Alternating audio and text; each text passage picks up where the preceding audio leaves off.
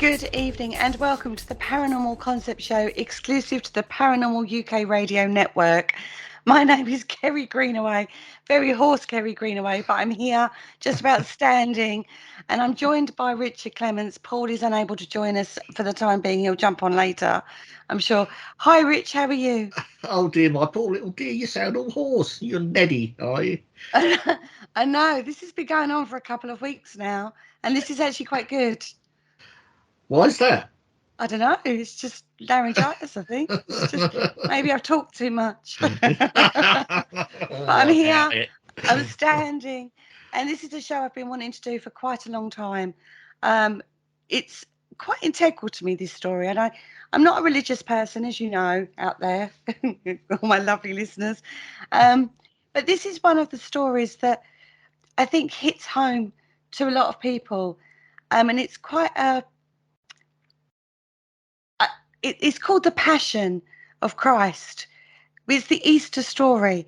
Now, I couldn't talk about this without bringing our fantastic friend of the show, Mr. Matt Arnold, on to talk about it. His insightfulness in these religious topics is just phenomenal. So, Matt, hello, how are you? Hello, yeah, I'm okay actually, thank you. It's school holidays, so I'm kind of just relaxing at the moment. Yeah. Don't Yeah, blame lots of you. school kids out and about. Yeah, I was shopping earlier, and yeah, all getting under your feet. I stay away from the shops at the holidays. I don't blame you. I really don't. I work in a shop and it's not good. It's when you get them going, oh, it's Mr. Arnold, and you go, no, just go. Oh dear, here we go. Yeah. I feel your pain. I really do. So, we're talking tonight about the Easter story. Mm-hmm. This is one of the most incredible stories of man. Forget the religious perspective on it, but just the journey of a man throughout this period of his time. And we follow Jesus through his birth, death, and resurrection. And this is featuring the end of his life. But he's still quite a young man at this point, isn't he? Oh, yeah, I mean, you're talking 33. That's roughly what they reckon is his age at the point of his crucifixion and resurrection. So, yeah, I mean, I'm 49. I'm thinking that I'd be dead 16 years ago by now. Yeah. But back then, that wasn't, I mean, that was an okay age to get to, actually. I think he was quite lucky with the Romans, to be fair, to get to that age. They were fairly brutal if you kind of crossed them. They weren't known for being particularly pleasant, although they did do some excellent aqueducts and that sort of stuff. Roads. Yeah. Roads. What have they ever done for us? Whatever have they done for us? Yes. But they had to be brutal to get to the powerful position they were worldwide, weren't they? So, you know, the swings and roundabouts, I suppose. But this rising of his teachings, of this person, was a huge threat, wasn't it, to the Romans?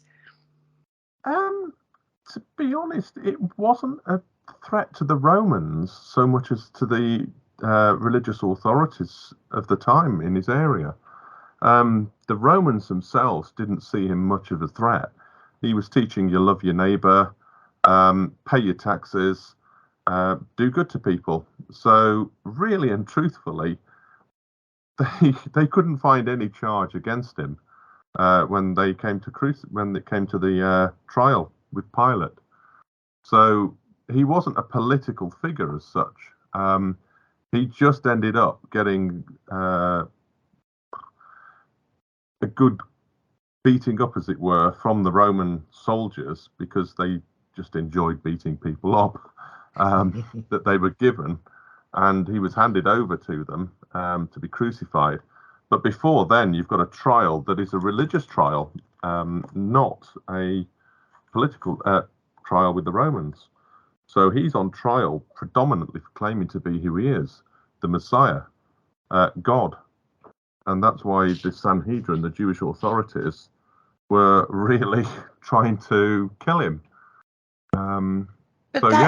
So they're effectively, what they're doing, the religious people, the religious leaders, they're killing their God they didn't know that.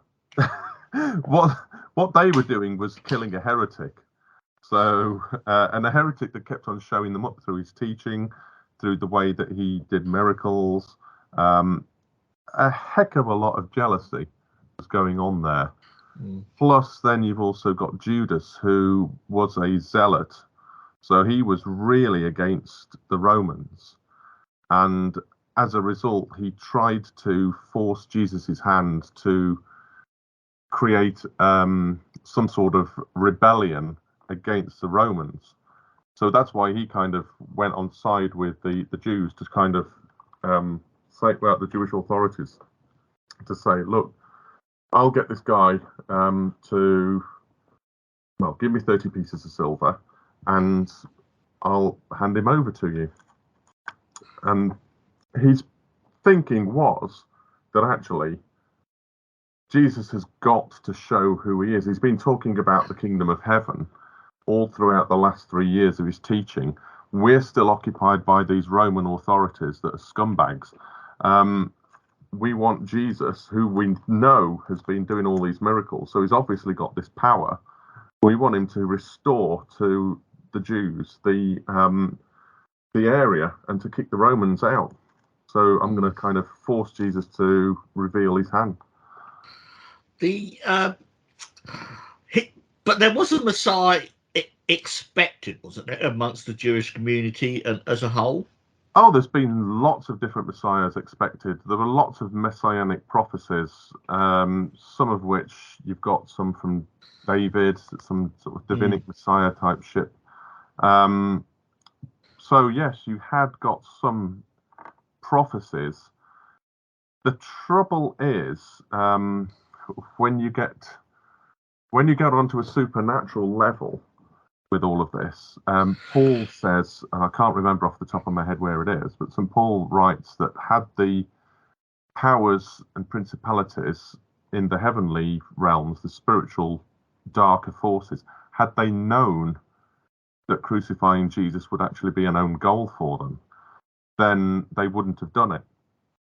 So you've got all of that going on as well. And so throughout the Old Testament, there's no specific clear, this is the guy who it's going to be, until you get to the guy who it's going to be. And then in hindsight, you can put all of the threads together and go, yeah, that was the one that they were looking for.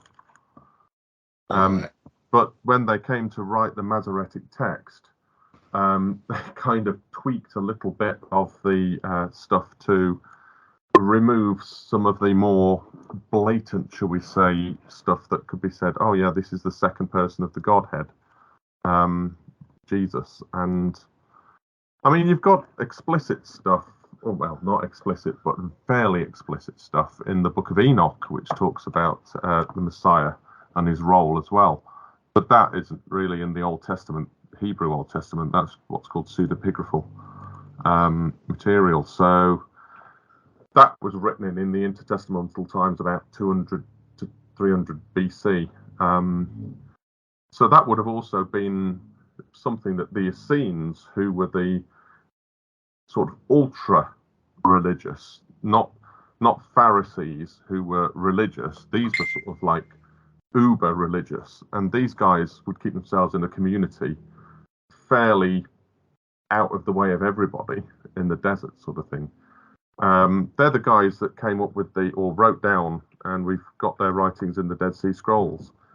But they too were sort of like saying, hold on a second, we think that we've got something here that is the one that we think it is. This is the guy, sort of stuff. So you've got all of these political, religious interplays going on, or religious politics, I should say, going on, that are feeding into this smorgasbord of fermented hatred towards the guy, even though the people actually were really enjoying listening to him, learning a lot from him, and seeing him do some incredible stuff. Was he aware of all this at the time, do you think?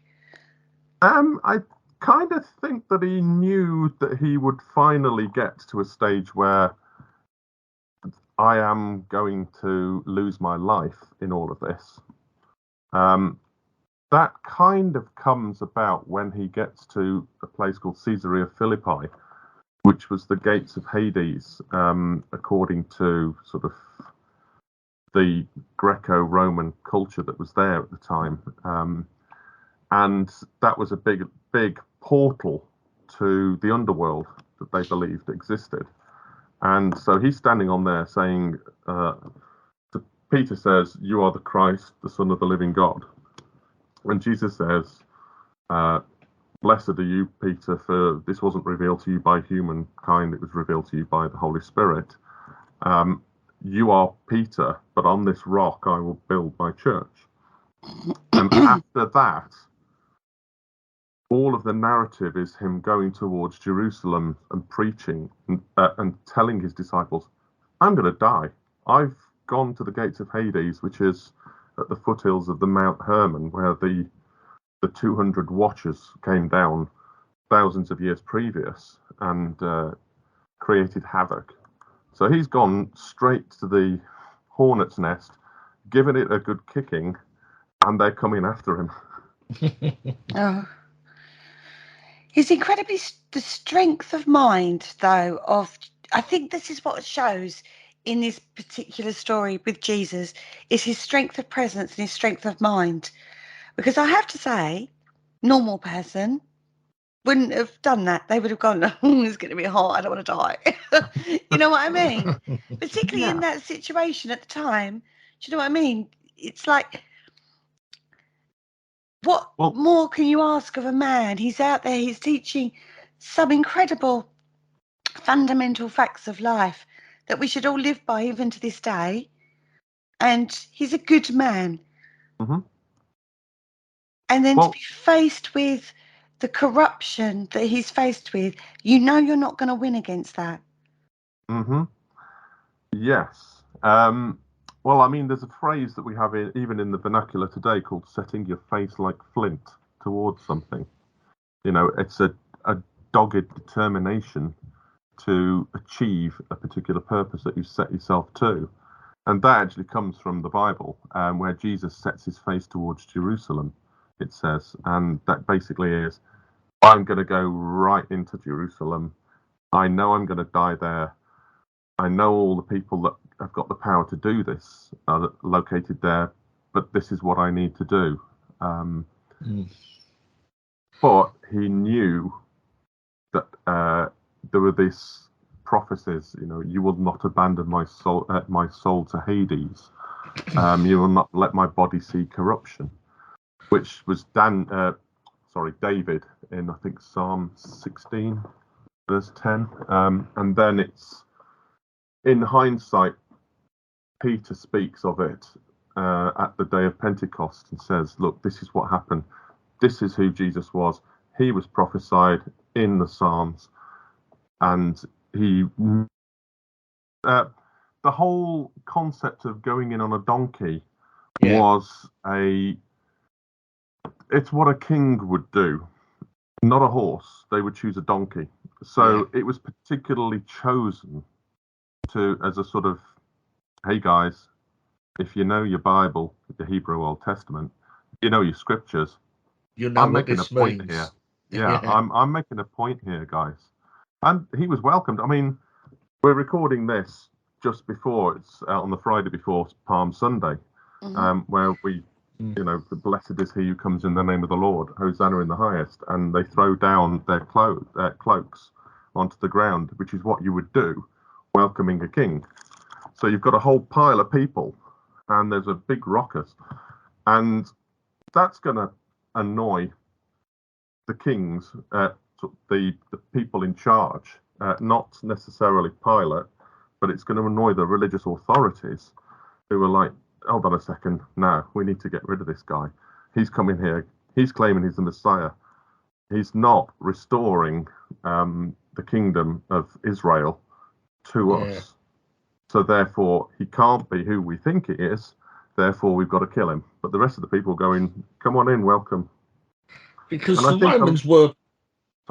Romans were quite pragmatic when they ruled sort of certain areas.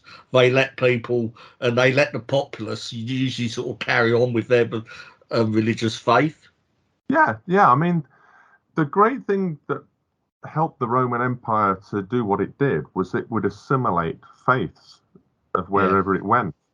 So, I mean, even when you get to Britain, with Sulis and Minerva in Bath, the Celtic god, and then the Roman god, and they go, oh yeah, that god is like this god, therefore they must be the same aspect, just in a different place.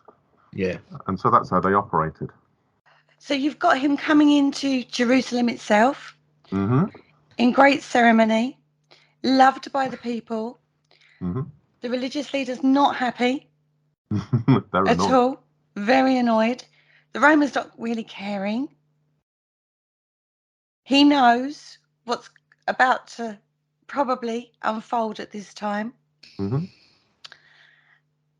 And what does he do next at that point? So you've got the plot to kill Jesus. So you've got a festival of unleavened bread coming up.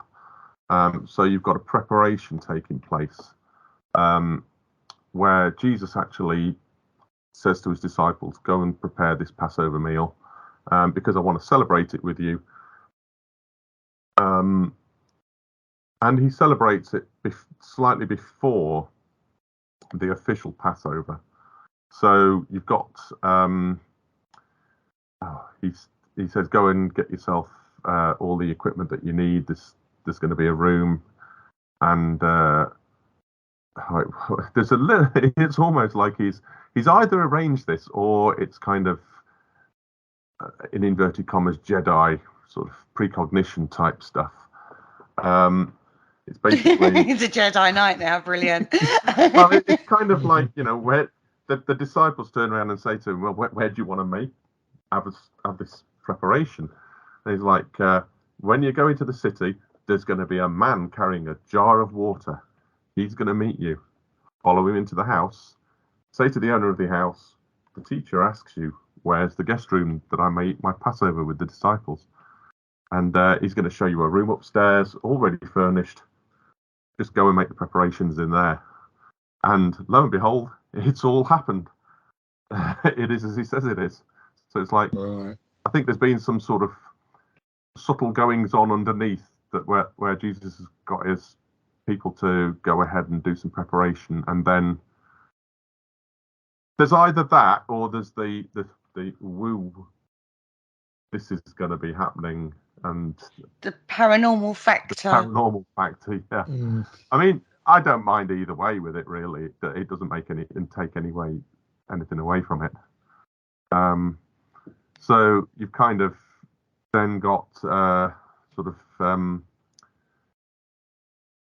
Judas is plotting to kill Jesus. So is he running around at the moment? So is Judas, he's this infamous character, Judas, isn't he? Because of his integrity to this particular part of the story. But before this, was Judas as big a part in the I know he was one of the disciples, but we kind of only really recognize Judas for this moment in his story, or in this story. What was he sort of beforehand, Judas? He was the money keeper of the disciples. So he was kind of the bag holder of the coins. And there does seem to be a bit of, in between the lines, as it were, he was a bit naughty and he was helping himself to the stuff, to the money on the side. Whether like an accountant. Sorry, accountants out there. Yeah, but he's a very shrewd man, to the point where Jesus is at a party and a prostitute comes and she actually breaks open a jar of expensive perfume, nard, which was about a year's worth of wages. She breaks it open and anoints his feet with it. Yeah. And Judas is like, hold on a second, this could have been given to the poor. Jesus is going, look, she's done something lovely, just don't knock her for it. So he was money minded and materialistic, shall we say. And that kind of feeds into the idea that he wanted to force Jesus' hand to make an earthly kingdom for the Jewish nation again. So he was more based on earth, whereas Jesus is more based in spirituality. Yeah. So you've got this dichotomy, I think, is that the word? Yeah. Of sides again. So that's kind of another reason why he's so integral to this story. We talked before, when we've talked about religious aspects, about you have to take things as an analogous rather than factual, but it's multi-leveled. Every story is multi-leveled, and this is another one of those multi-level scenarios going on, isn't it? Yeah, The two I characters. think of it as like a Shrek. It's kind of like an onion that has layers. And that's how you kind of peel back the layers, and you find, oh, there's something new and I didn't know, and then you peel back that layer and there's further and further deeper stuff there. There's something for everyone, I think P.T. Barnum would say. Yeah, very much so. So he's running around at this time doing his nefarious deals with various people, having conversations, but he does love Jesus, doesn't he? Let's not get away from the fact that Judas does actually love him. He just doesn't always understand him. Yeah, I think there is a sort of a fondness for Jesus definitely there. But I think towards the end he was getting frustrated, and I mean, you get him sort of conferring with the chief priests and the officers of the temple police. So he's gone to the religious police now and trying to work out a way of getting Jesus arrested. So it's that point, sort of, you've got a couple of situations where it's kind of Judas has Satan enter into him. There's kind of, when you get the Passover, Jesus has them all around the table, and he says, one of you is going to betray me, and they'll all sort of like, that moment where one of you will kill me. It's like, imagine being at a dinner party and that's announced. Is that the Last Supper we're talking about? Yeah, we're kind of moving into the Last Supper, and he says, well, the one who takes the bread, dips their bread into the bowl. Now, I didn't realize this until fairly recently, but the one who actually did that was the one who was the most honored amongst all of the guests. So what Jesus is actually doing is he's saying to Judas, look, I think you are the most honored person here, but you're going to betray me, but I'm still going to honor you, even though you're going to betray me. So it's kind of a last friend thing that he can do for him before sort of he dips his bread into the bowl, and then goes out into the night. I mean, that whole phrase goes out into the night.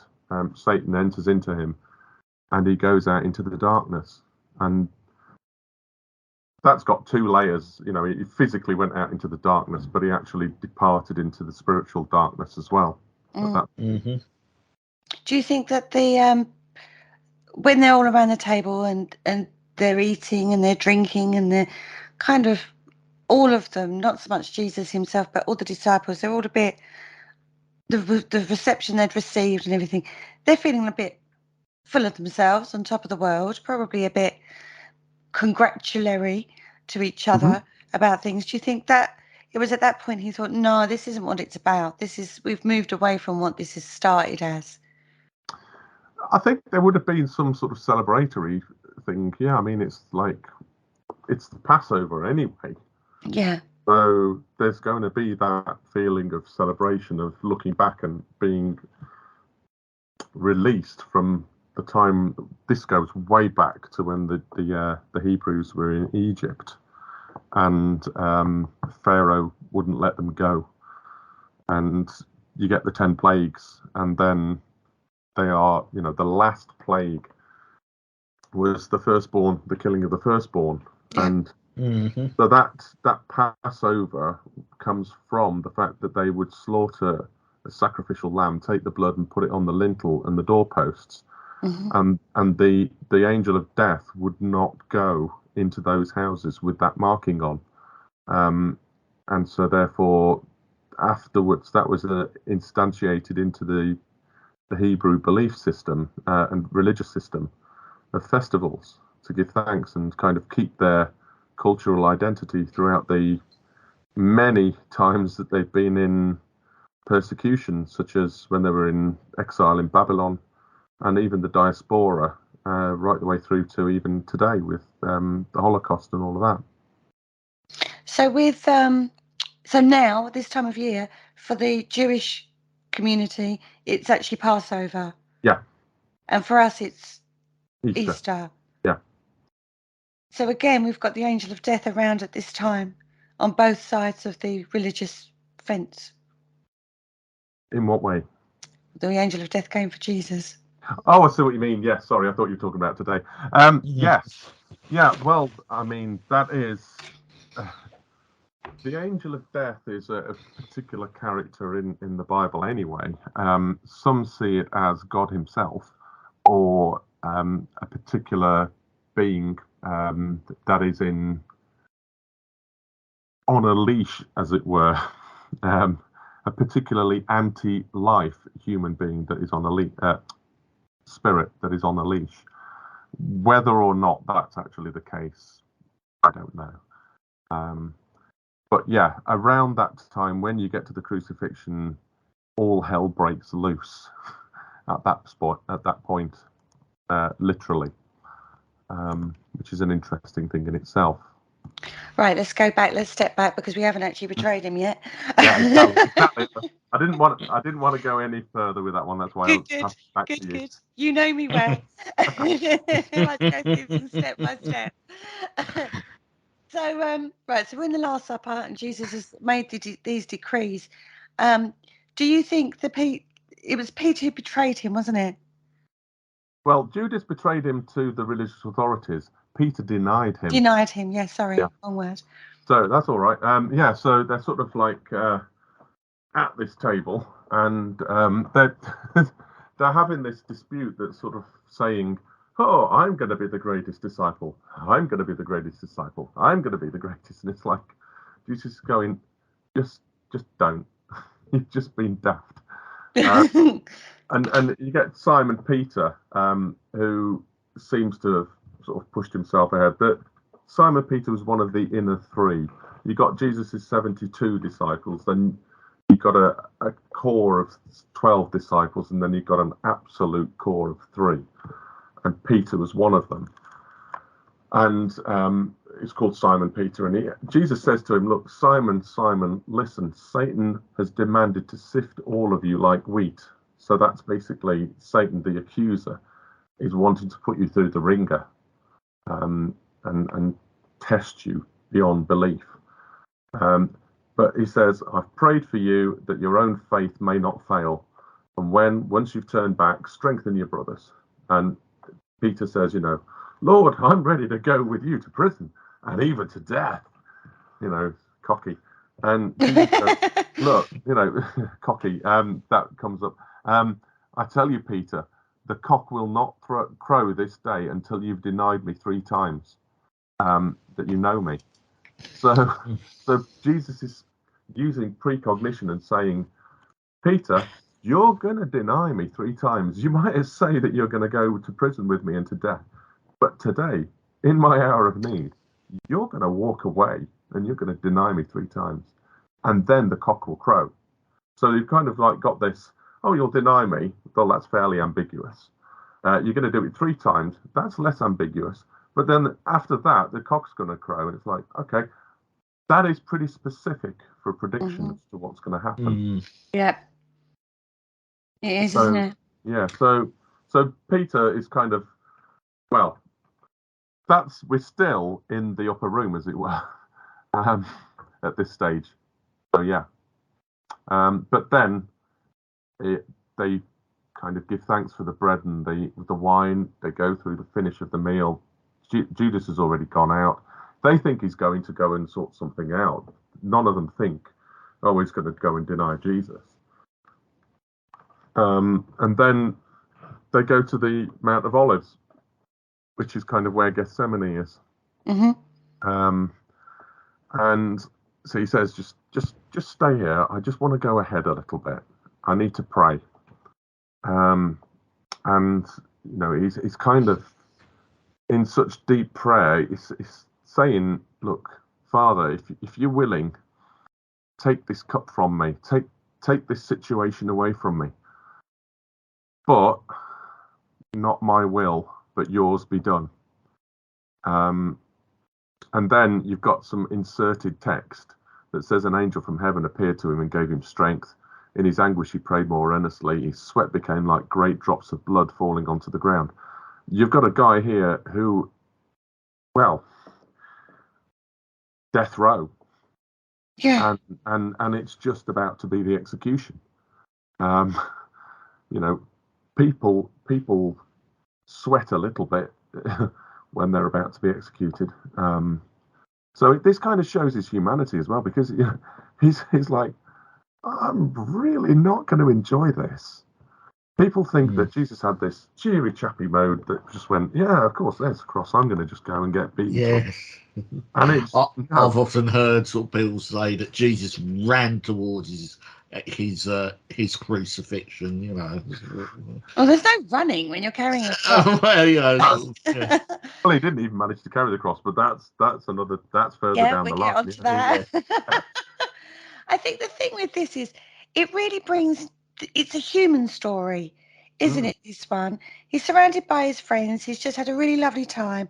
But within that, there's a huge psychology going on. He knows them really well, you know, to the point where whether it was precog or whether it was just basic human psychology of knowing the characters that he's got around him and what would happen if this happened. You know, you kind of can guess which mate would be by your side and which one would go, nothing to do with me, mate, kind of scenario. You know, you've got a very human story for somebody who is been touted and has lived as the Son of God. And I think that's what touches people the most. It's that the vulnerability and anguish you sense in these pre-stages of what unfolds next.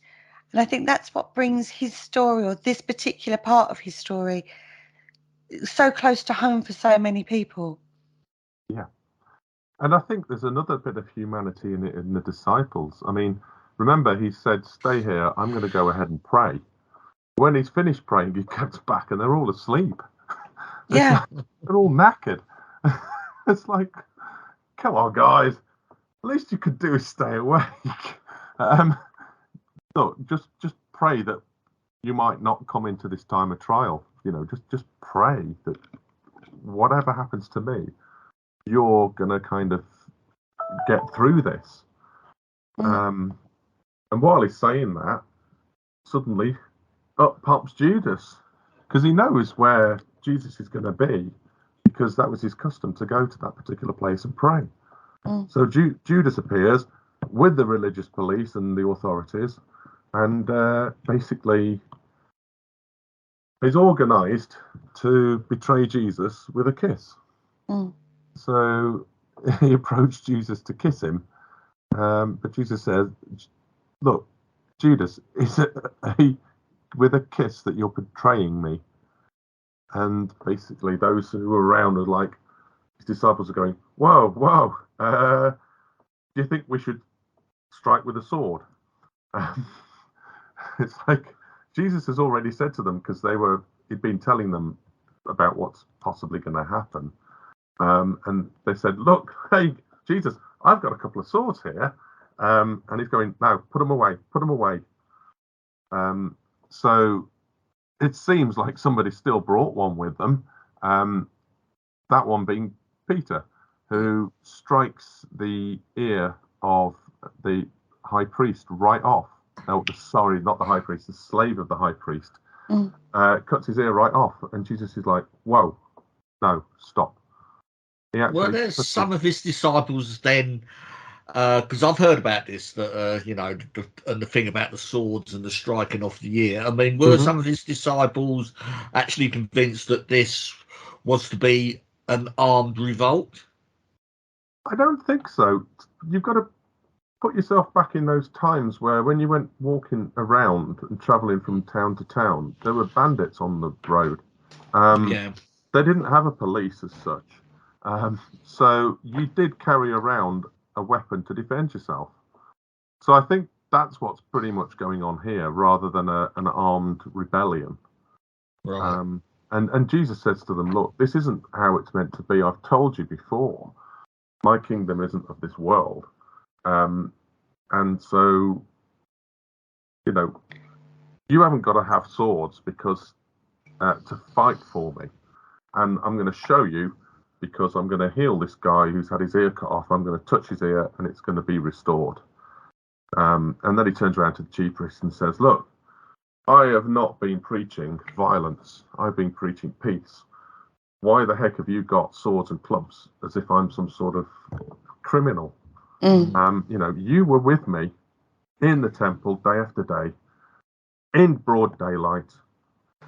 You didn't lay hands on me then. Why not? And yet now it's dark. Now your deeds are being done in the hour of darkness. Why is that?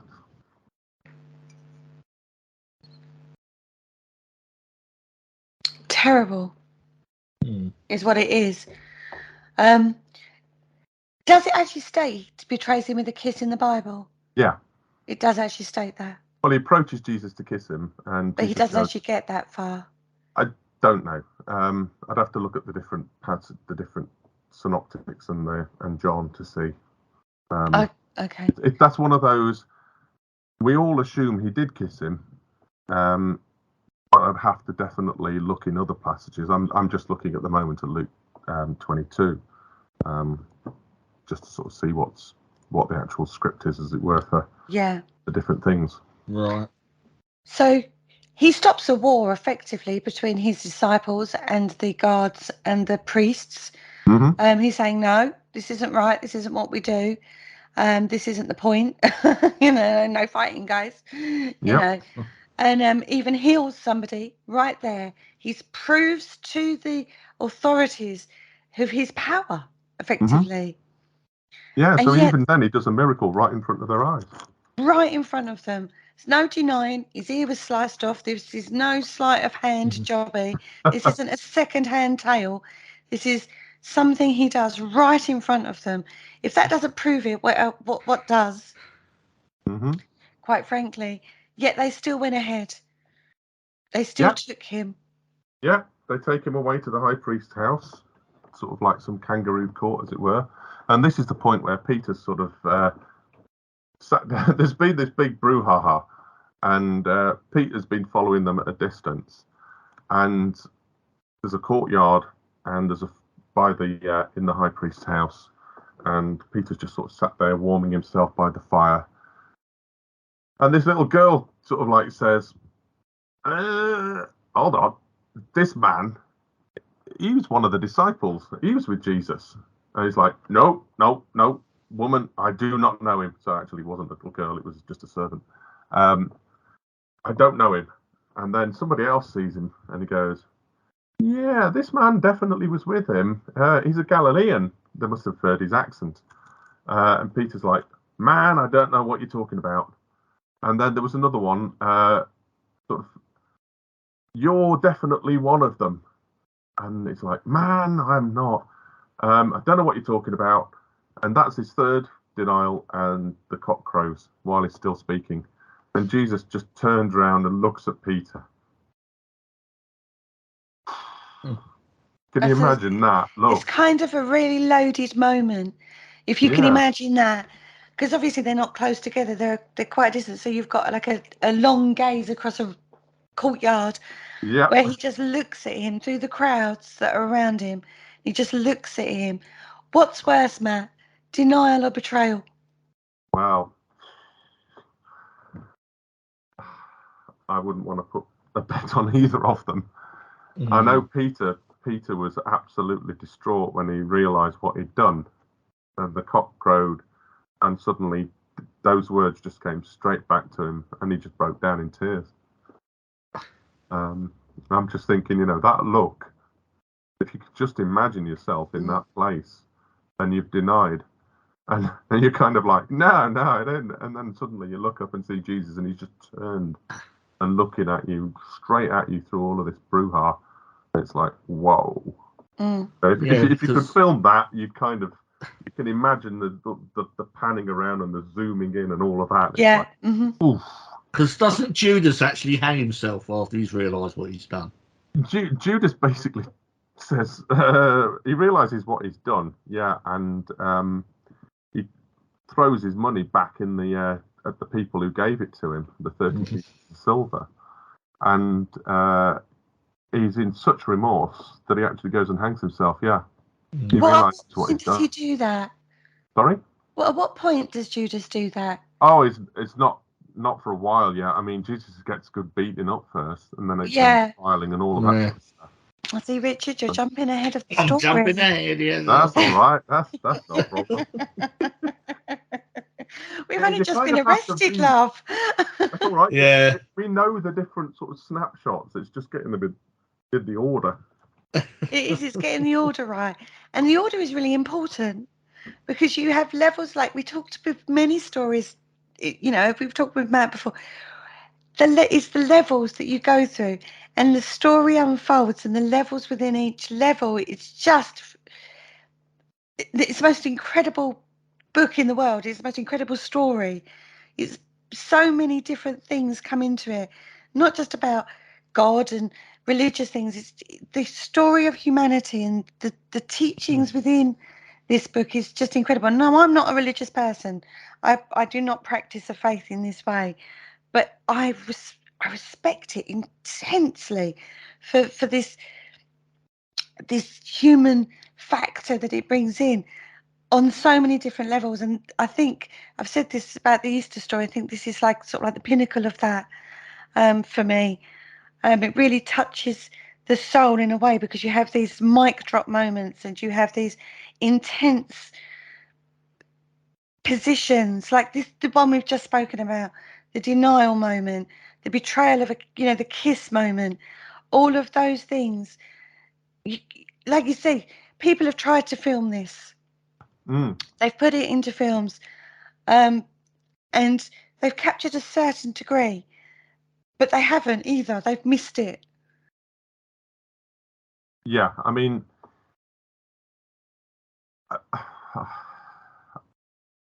I'm not sure how you would capture it all. I don't think you could. No.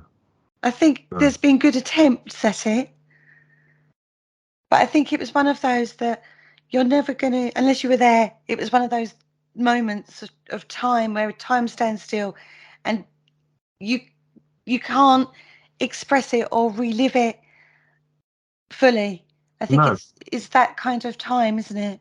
I mean, it's one of these sort of things whereby there's an ancient Christian practice called Ignatian meditation, where you take a story like this and you imagine yourself into the story, the smells, the tastes, the touch, all of those sensory things.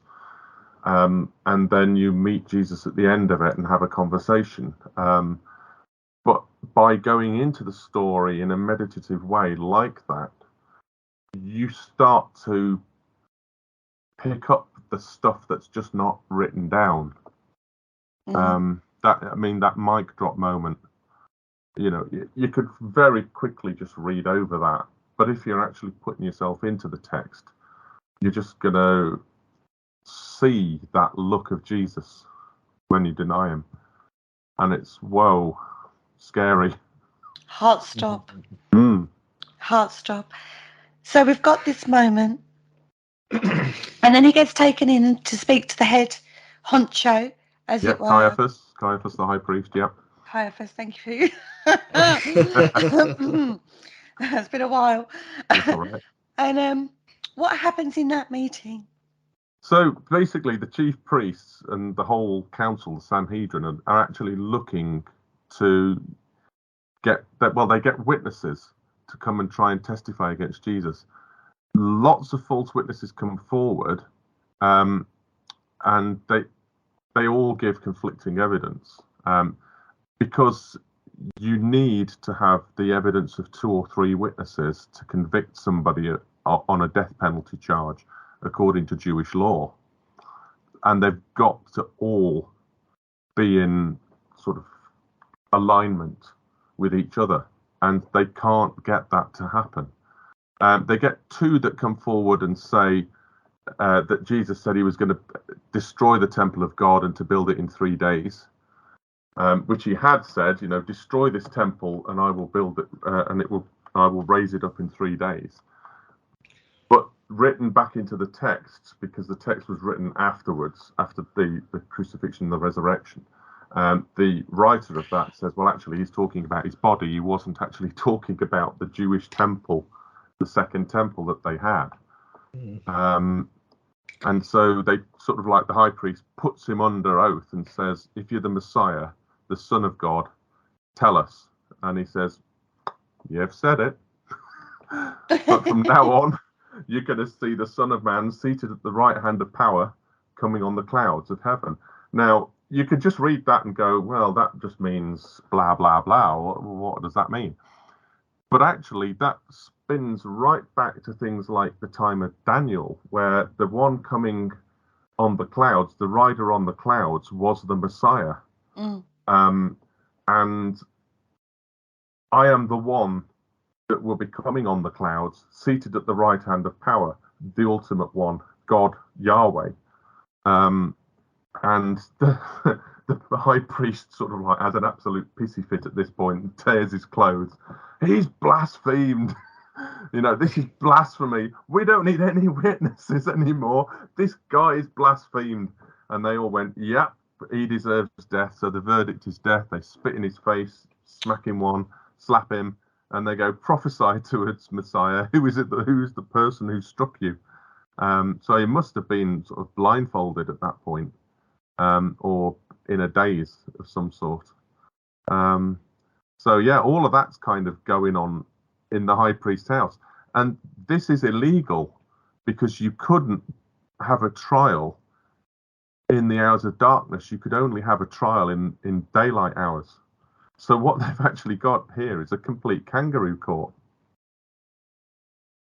Is this because they didn't want the... when things are done like that, it's usually because they don't want an uprising or something like that. They do it quietly. Absolutely. They've seen what happened on Palm Sunday. They know that the people are going to be against the high priest. Yeah. Which is why they did it the way they did it, even though it was completely illegal. Yep. And he doesn't say, I am the Son of God. He just says, that's what you call me, basically. That's what you call me. And I'm going to then use coded language, which they knew meant, I am the one, I am the Messiah. Yeah. And again, he's proving time and time again, he doesn't deny his God. He doesn't deny his situation. He just plays very cleverly with words. Yeah. And he lets them make that, it's like the dawning realization. They've got to say, well, he has blasphemed. He himself has said he's God. Yeah. Not listen, I am God. It's like we've come to the conclusion that what he's just said qualifies him as the Messiah in our eyes, or qualifies him as somebody who claims to be the Messiah.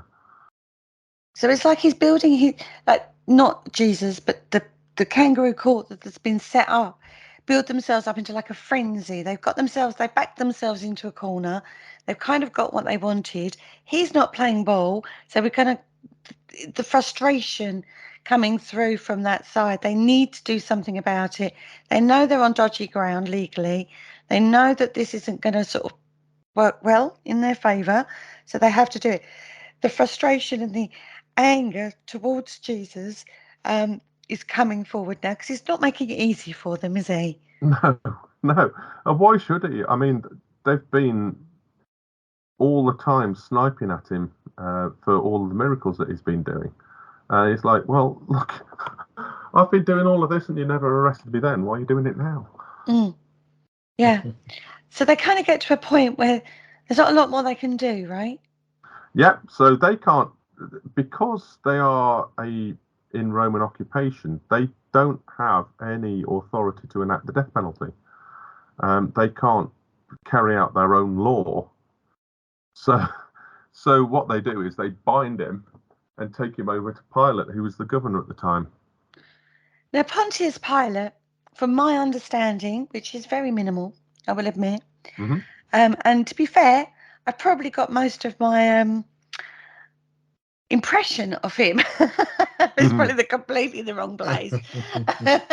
He's quite he just likes an easy life. He likes to plod along and just keep it, balanced and nice. He doesn't like to be disrupted too much. He just is like, yeah, we'll get on with things. We'll rub along. That's my impression of Pontius Pilate. Is that correct or not? He was pragmatic. That's the word. He needed to keep the Jews in line. He needed to keep the authorities in line, the religious authorities, because that is going to impact on him if he has to answer to Caesar for an uprising. Caesar doesn't like uprisings, and people that are in charge when an uprising happens and isn't quashed effectively is pretty well, it's the death penalty for him, really. Right. So he gets taken to this guy that's trying to keep the balance going and protect his own privileged position. And he's a bit bewildered by it. It's like, I don't quite know what to do here, right? Yeah, I mean, this is all taking place before dawn, really. It's just after dawn. So he's going to have got up fairly early, I would imagine, and woken up with a potential sort of a difficult case on his hands. And so sort of he's before Pilate, and because they don't want to defile themselves, the religious authorities, they don't want to enter Pilate's headquarters, because if they are defiled, they can't eat the Passover. Now, this is really an interesting bit because we're sort of whipped into John 18 now, rather than Luke. But what's happened here is that we can see that what Jesus actually celebrated was the Passover the night before it should have been, as it were, celebrated. It was a little bit earlier than it should have been. But that's okay. But they don't want to go into his headquarters. So they literally, I can imagine, they just shove him over the boundary. They're like, there you go. And Pilate says to them, well, what accusation do you bring against this man? And they said, well, if he wasn't a criminal, we wouldn't have given him to you. And he's like, well, take him yourselves and judge him according to the law. And they're like, well, we can't do that because we're not permitted to put anyone to death. So Pilate enters his headquarters, sort of beckons Jesus and says, are you the king of the Jews? And Jesus says, did you ask this on your own, or did other people tell you about me? My reputation precedes me, as it were. Or have you worked this one out for yourself? Pilate's like, I'm not a Jew, am I? I ain't going to blooming know. Your own nation and your chief priests have handed you over to me. What have you done? And he said, this is when Jesus says, my kingdom is not of this world. If my kingdom was from this world, my followers would be fighting to keep me from being handed over to the Jews. But as it is, my kingdom is not from here. So Pilate says, well, so you are king then? And Jesus says, well, you said that I'm a king. See how he's playing this again? Yeah. Yeah. Like, you say I'm a king, and it's for this reason that I was born and I came into the world to testify to the truth. And that's when you get Pilate saying, well, what is truth? So you've got all of that going off. Pilate's like,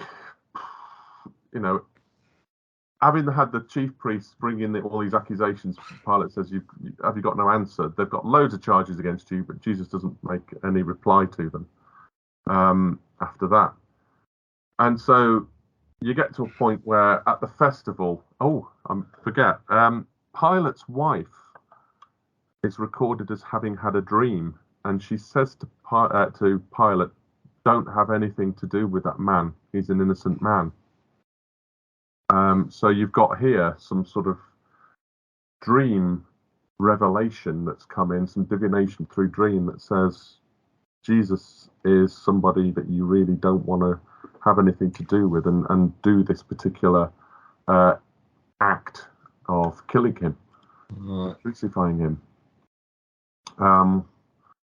So then Judas sort of like, Pilate takes him outside and says, "Well, look, guys, here's the deal.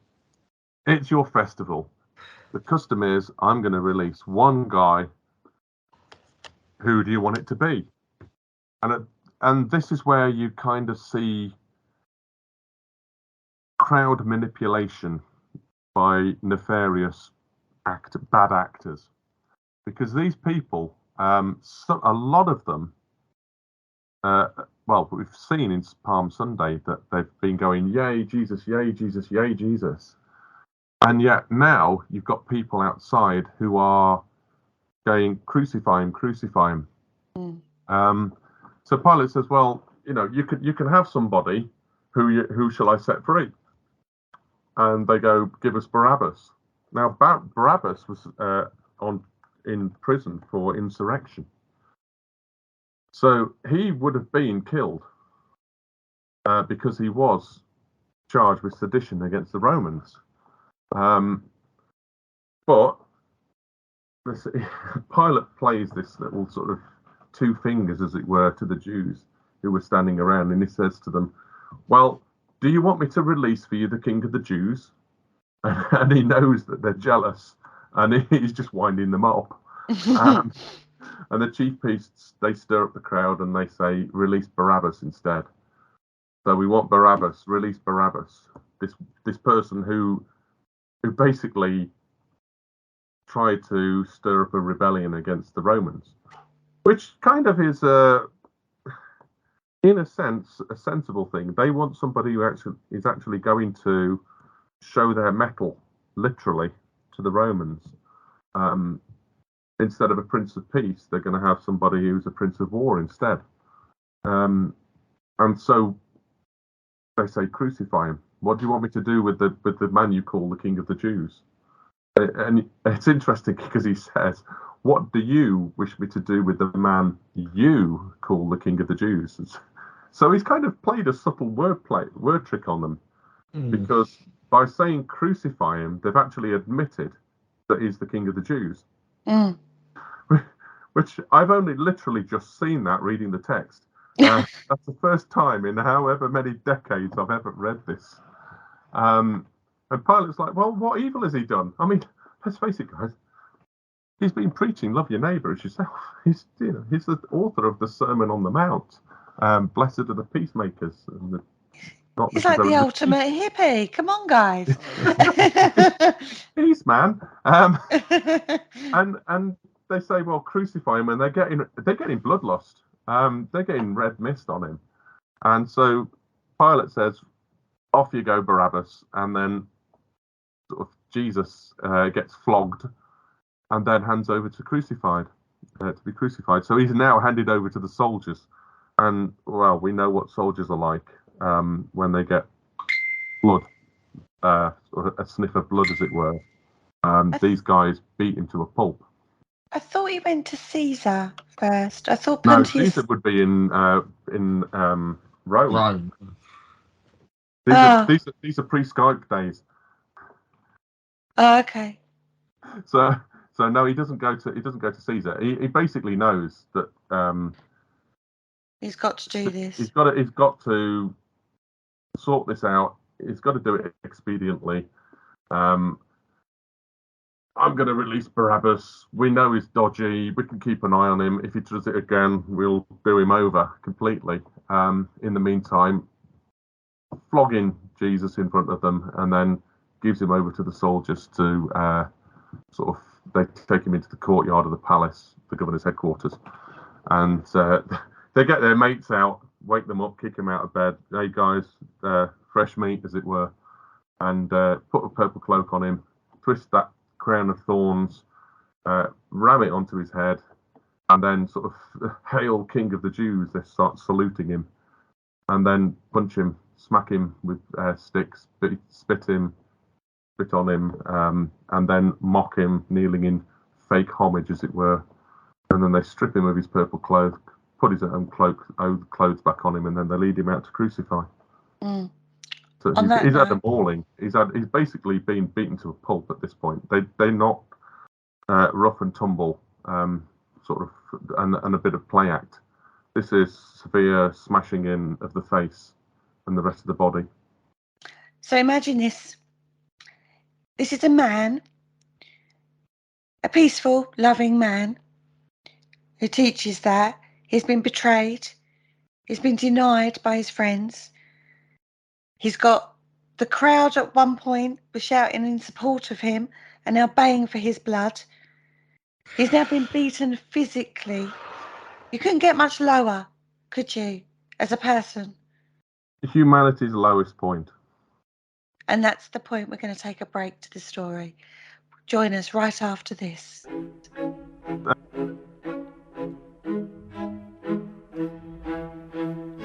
Hello, Harry Price here. If there's nothing me and my friends enjoy more here on the other side, it is to sit back and relax and listen to the Paranormal Concept Show, right here on the PAUK Radio Network. Broadcasting a plethora of interesting and informative content for all your paranormal needs. Find them across social media to keep up to date with forthcoming shows and all their other adventures.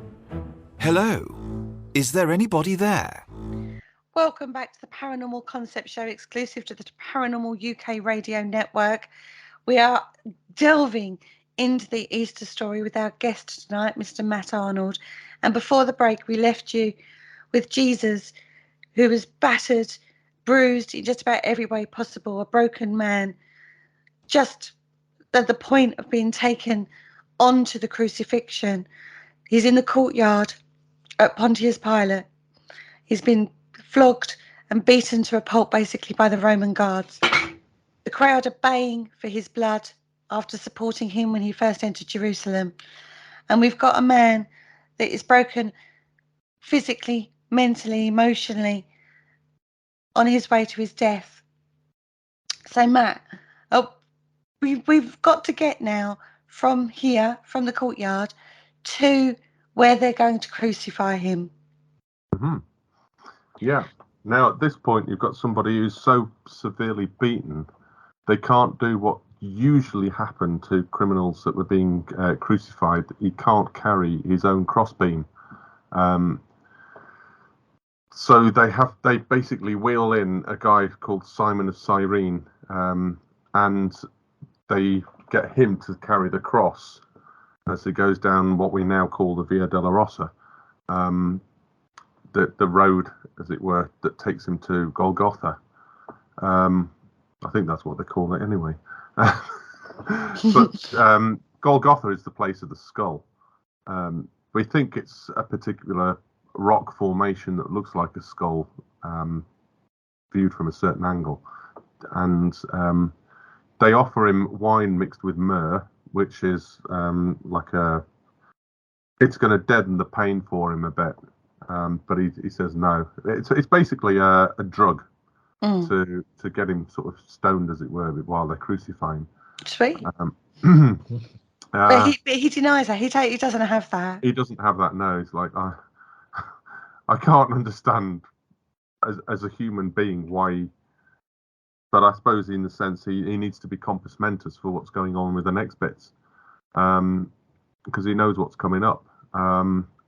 So they crucify him, they divide his clothes amongst themselves, and they cast lots to see who's going to get which cloth, because they didn't want to rip this stuff up. It was good quality stuff. And it's 9 o'clock in the morning when they actually crucify him. And Judas, I keep calling him Judas, Pilate still sticks his two fingers up to the Jews by putting a charge of an inscription of the charge on the top of the cross, and it says "the King of the Jews," and they're like, "Oi, no, we don't want that up there." He claimed to be called King of the Jews, we'll have that, but no, Pilate, take it down. We can't have, he's the king of the Jews. And Pilate goes, what I have written, I have written. And so it stays up there, much to their annoyance. But it's calling them out. It's his way of bringing them a notch down as well, isn't it? Saying, this is what you've done. Yeah. This is what happens to people who call themselves the king of the Jews. That's another way of looking at it. If you guys want to call yourself king of the Jews, look at what happens. So don't get too lofty in your own ideas. And don't get thinking thoughts that are seditious either. Yeah. So they then crucified 2 bandits alongside him, 2 thieves, one either side. And people are walking past, shaking their heads. They're taking the mickey out of him. Hey, look, you said you'd destroy the temple and build it in 3 days. Save yourself, son of God. Get down from the cross. And they're mocking him, and he could save himself. He's the king of Israel. Let him come down from his cross, and then we'll believe in him. If trust in God, let God deliver him, because he said he's God's son, and if he's God's son, God will come along and deliver him. The bandits are actually taking the mickey at the same time, and then suddenly, I think at one point, one of the disciples one of the bandits says, hold on a second, no, I'm kind of, I'm not going to carry on with this. And he suddenly has this dawning realization that Jesus is who he says he is. And he says, oi, he says to his mate, oi, pack it in, mate. Seriously, don't you fear God? You and I are under the same sentence of condemnation. And we've been condemned justly because we were thieves. We deserve what we've got. But this is Jesus. He's done nothing wrong. I mean, they obviously must have either heard some of his teaching or heard about his teaching and heard the way he operated. And so one of them says, look, Jesus, remember me when you come into your kingdom. And Jesus replies, truly, I tell you today, you're going to be with me in paradise, which was, what every good Jew wanted to go to, the third heaven, paradise. And it gets to noon, darkness comes over the whole land. You've got just total darkness until 3 p.m. And the sun's lights failed, and the curtain of the temple is torn in 2 from top to bottom, not from bottom to the top. You're talking a curtain that's about a foot thick, woven material, and it's just ripped in 2 from top to bottom.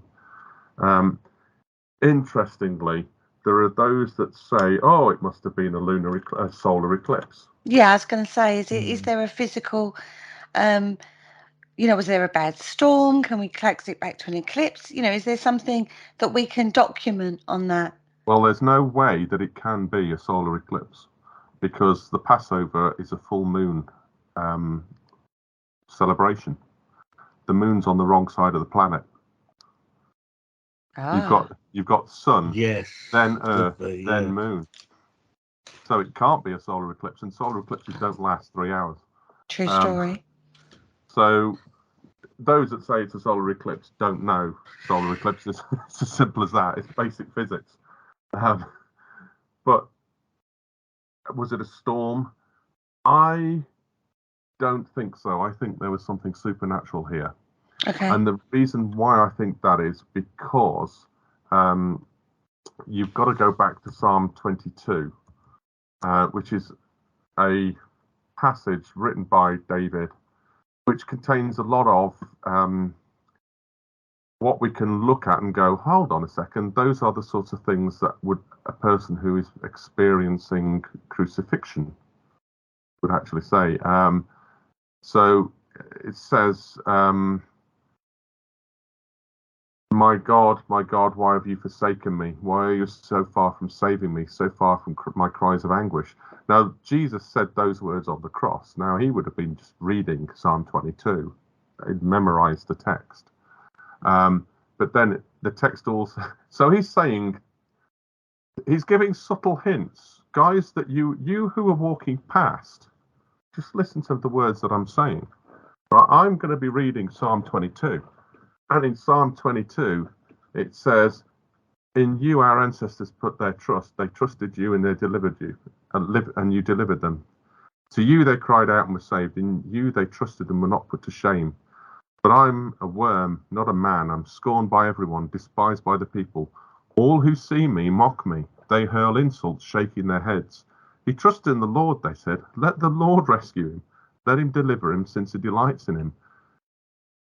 If they'd been listening to what Jesus was saying and they knew their text, they would be looking around and going, hold on, these people are saying the words that are in Psalm 22. So it's not just Jesus repeating Psalm 22. There are other people around saying this is Psalm 22 as well. Mm-hmm. But then you get down to a really interesting bit that says in verse 12, many bulls surround me, strong bulls of Bashan encircle me. Roaring lions that tear their prey open their mouths wide against me. That's the bulls of Bashan were the watchers from millennia before this happened that descended onto Mount Hermon and caused havoc amongst humankind. These are the gods of the nations, as it were, and they've come for their piece of meat. They were sons of God, and you've got the Son of God on the cross, God incarnate, and they're like, hold on a second, this guy, he claims he's God, right? We are going to really pour out our entire vengeance against God on the cross. So there is a supernatural element to this. And I think that darkness was a symptom of the world powers, spiritual powers, the infernal powers descending onto that particular place at time, and spiritually tormenting him. So that's what I think the darkness is. That's my own personal thing. Mm-hmm. But it definitely wasn't an eclipse. That's just silly. Okay. And then the curtain ripping is symbolic of the worlds being torn asunder, the crossover between the worlds. Yeah, I mean, the temple complex had what's called the Holy of Holies, which only the high priest could go once a year into. It was where the Jews believed that the presence of Yahweh would descend once a year and God could meet with man in that particular place. And it was covered with a curtain so that nobody outside could actually see that. That ripping of the curtain is symbolic in the sense that God's moving out of the temple and is freely available to every single person. You don't need a high priest anymore. God's gone global, as it were. So that's what that is symbolic of. And it's from top to bottom as well. So you can't really say that it was people just pulling it from the bottom and ripping it. I've often heard that the curtain being rent asunder is the Passover between the Old Testament and the New. That's one way of looking at it. Yeah, you could say that. I think it's more about the Holy of Holies is no longer God is no longer going to be contained and only the God of the Jews. God is, as I said, going global for everyone. Which is what Jesus came to do anyway.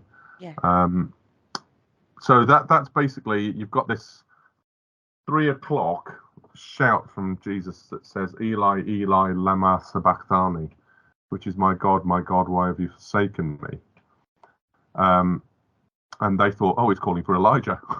So they sort of give him get a sponge, put some sour wine on it, give it to him to drink, and let's see if Elijah will come and save him.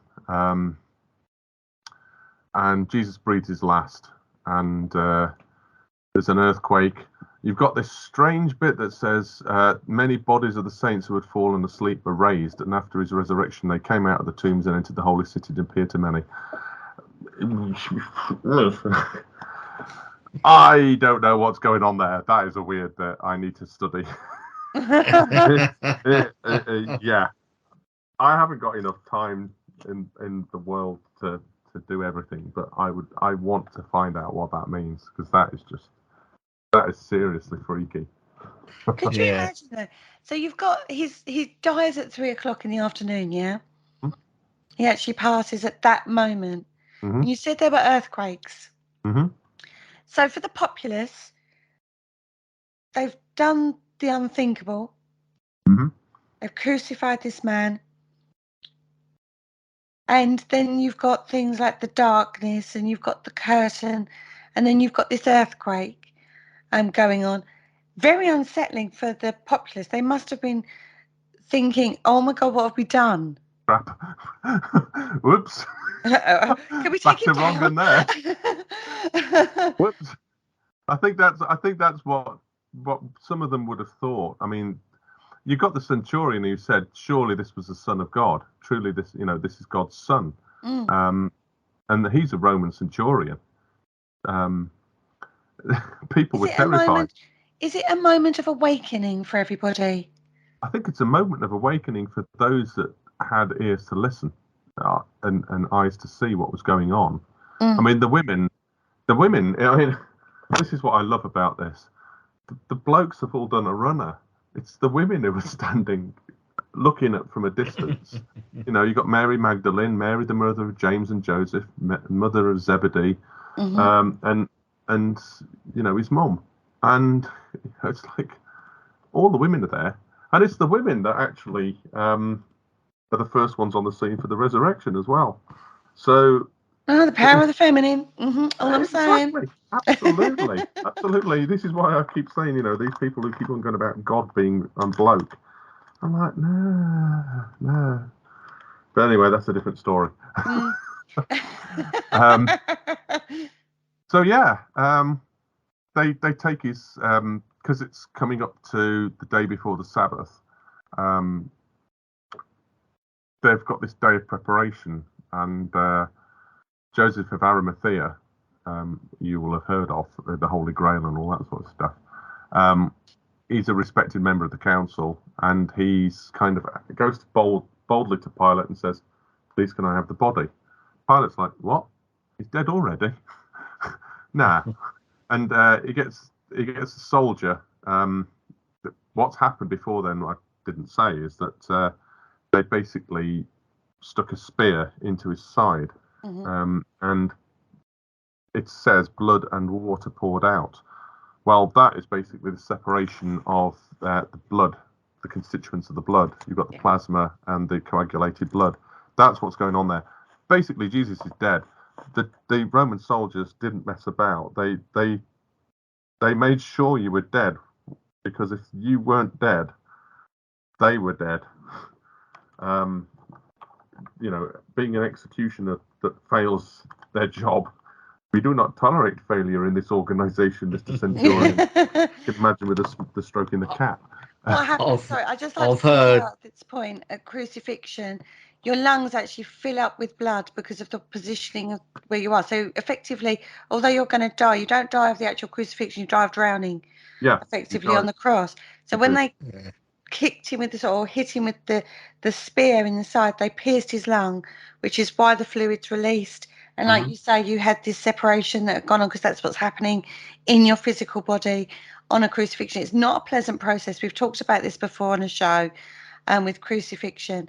And it's the positioning of the body on the cross, and it's a long and painful process. Yeah, which is why Pilate was, shocked. It's only been on there, what, 6 hours? Yeah. Or 3 hours? I can't. Let me have. Yeah. Anyway, he's only been on there hours. He's not been on. Some of them could last days. Yeah. My goodness, that's a tough cookie. So effectively, the centurion reports, yeah, Jesus is dead, and so Joseph goes, gets a linen cloth, takes the body down, wraps it in the cloth, and lays it in the tomb. It's interesting. Joseph of Arimathea would have made himself unclean and not be able to partake in the Passover stuff. So he put himself out of the running for taking part in one of the biggest, holiest days of the year by just doing this act of love. So they put him in a tomb and roll the stone against it. Sorry, do you think he recognised that although he had taken himself, like discounted himself from the holiest day, he actually recognised that there was a bigger force at play? But with everything that had gone on, got to remember everything else that had gone on with the earthquakes and the darkness and the, Jesus himself and, all of that. Do you think that he recognised there was more bigger forces at play on this day than a holy festival that effectively had happened years, that they were worshipping something that had happened years before, so it's almost like a removed festival. I think he was doing it out of love. Just love, pure love. I think it's just the human thing. Wasn't Joseph of Arimathea, wasn't he related to Jesus? I don't honestly know. He was a member of the council. That's all I know. So he's been a member of the council that has seen and enacted what's happened. Mm-hmm. Yeah. Whether he was there or not, we can't say. But I think possibly, as you say, the dawning realization, whoops. Yeah, okay. But I think a lot of it also was, he was a secret follower of Jesus at the time. Right, I see. And as a result, he was doing this as an act of love for him. So the tomb itself wasn't like, I kind of can't get my head around the fact that was it an empty tomb? Was it set aside for somebody else? Was it deliberately put for Jesus? Was it his tomb? It was Joseph of Arimathea's tomb. It was his own tomb. Yeah, you had your funeral plans. And then, so like you bought a plot, as it were. Yeah, exactly. Yeah, that's what we do today. We buy a pit in a graveyard sort of thing if we're going to get buried. And that's what he'd done. He just got a tomb. He was still alive, and he gave his. You've got to think to yourself. I mean, in hindsight, did Joseph from Arimathea think, well, he's only going to be in there a few days? That's a cynic in me, but personally, again, I don't think that was the case. I think genuinely he gave it out of love for him. And the love would have continued. You think about it. He's watched this man go through this process. He's now dead. He can show consideration and love, as you said, in a way that even if he knew if he came down off that cross in any other way, what would happen? Would he have been ripped to shreds? Would he have just been chucked in a pauper's grave? He didn't believe that was the right thing to do, to respect him in his death as he wasn't respected in his life. So it's another form of, let's remove the body and put it somewhere that's respectful rather than just chucked into any old grave. Let's give him the respect he deserves in death. Yeah, it was a respect thing that Joseph had done. Because in Jewish tradition, it is you have to be laid to rest within 24 hours, is it? I don't. You're only allowed a day and a night, I believe. Something like that. I mean, I know that there would be a wake over a dead body because they believe that the spirit would hover over the body for up to 3 days. Mm-hmm. That's why you would have soul windows in some of the tombs to let the soul escape. Yeah.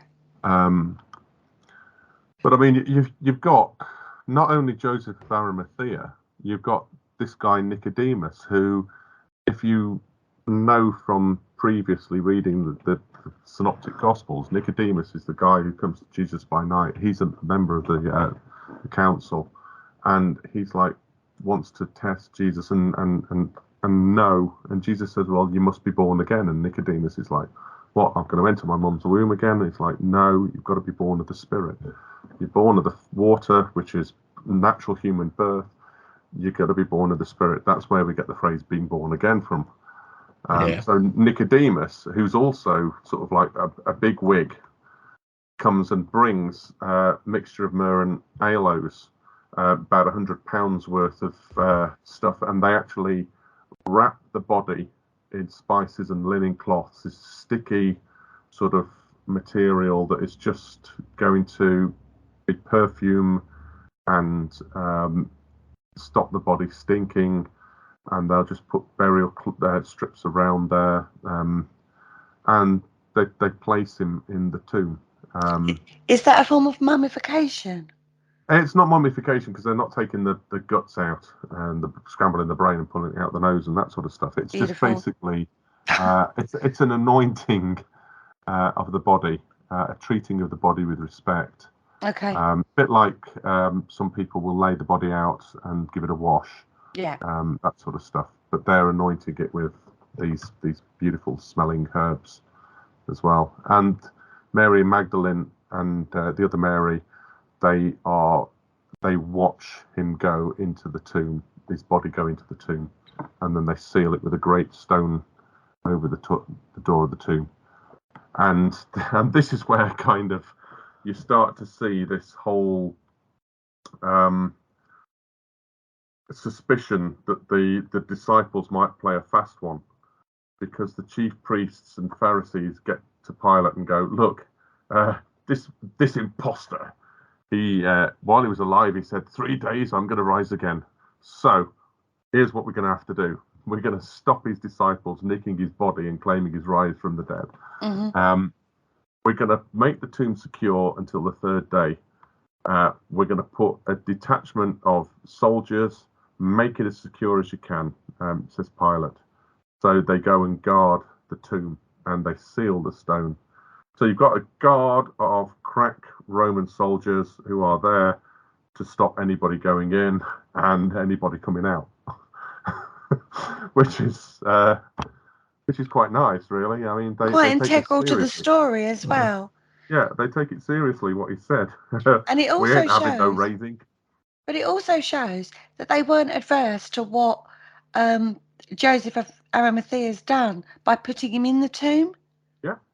They've not objected to that. They've said, okay, he's in there, but this is now we need to do this. Which actually, if he'd gone into a pauper's grave, they couldn't have done this. Exactly. Actually, that's a really good point I'd never thought of. We've got him nailed down. We know where he is. Yeah. Nice one. Thank you for that. I shall remember that. Oh, you're very welcome. Make a quick note of that. See, feminine insight. Mm-hmm. Well, everybody has insight. So there he is. He's in the tomb. Not an intensive care unit. It's going to be cold. It's going to be dark. It's going to be damp. Yeah. He's wrapped in cloth. He's been anointed. He's treated as a dead person. He's dead. He's dead. He's been beaten. You've got to remember, he's not a physically capable bloke before he even goes on the cross, because he's been beaten to within an inch of his life. He's then been crucified, so drowned in his own blood, effectively. Mm-hmm. He's then been stabbed in the side. He's then been dragged along and put into this tomb after being anointed and wrapped in things. That's across the face as well, everybody. That's not just his body. That's his whole body. That's his face and everything. So if he hadn't have died at that point, he's suffocating up to now. And he's been put into this tomb. Before we go any further, we've just got to quickly welcome Paul Rook to the room. Hello, Paul. Hello, how are you? Oh, we're good. You've just hit us at the resurrection point. Okay, hi, Matt. I was going to say I've missed a little bit of the show, so if we could just recap, that'd be You'll have to listen back next week. That's what you have to do. We've actually just hit the point of the resurrection.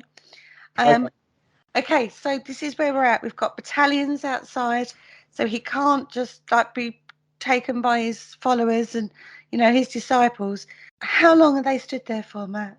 How long does it take him? So, how long is he in this situation for? Is it 3 days?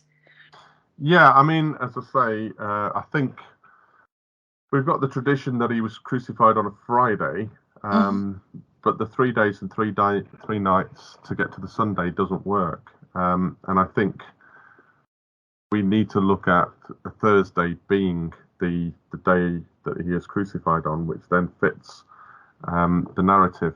How that would fit into the Sabbath, the issue there is that there would have been 2 Sabbaths that week. There would have been a Sabbath which was the Passover, and the Sabbath which was the weekly Saturday. And so therefore that's how you can, if you spin back and fiddle around with the calendars around that time, you can see that there would have been a particular point where there would have been this, 3 days that would have allowed for crucifixion on the Thursday and a raising from the dead on the Sunday. Okay. So the guards have stood there for this whole time? Yep, they would have been. They would basically, if they'd have, I mean, they might have rotated them, obviously. Yeah. But if they'd have gone away, they would have been executed for dereliction of duty. Right. So they aren't going to mess about. We've been told to stand here. There's a reason why we've got to stand here, and we're going to stand here. Okay. So we know for a fact then that there was no tampering with that tomb. There would have been no tampering with the tomb, no. I mean, unless you want to go against what the Roman system would have been, you wouldn't have had any dodgy dealings or anything like that, because this was such a politically sensitive case. Mm-hmm. Right. So after the third on the Sunday then, we're talking about the resurrection. How does this come about? Do they roll it back just to see what's happening, or do they just wake up and find that it's open and he's gone? Well, remember that we're dealing with Jews who are very devout. His family and his friends would have all been devout Jews. They would not have gone to the tomb on the Saturday, the Sabbath, just because what's happened is that they've had to do this reasonably rushed burial to wrap him up, anoint him with this stuff. Otherwise, he's going to be smelling.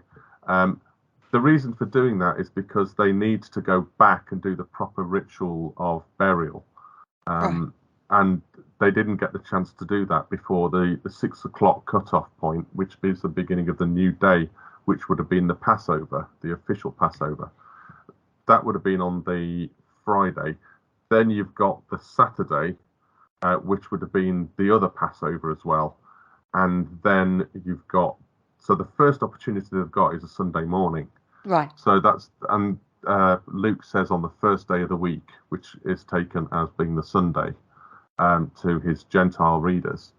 At early dawn, they come to the tomb and they're going to finish off the proper burial rites. So they've got spices.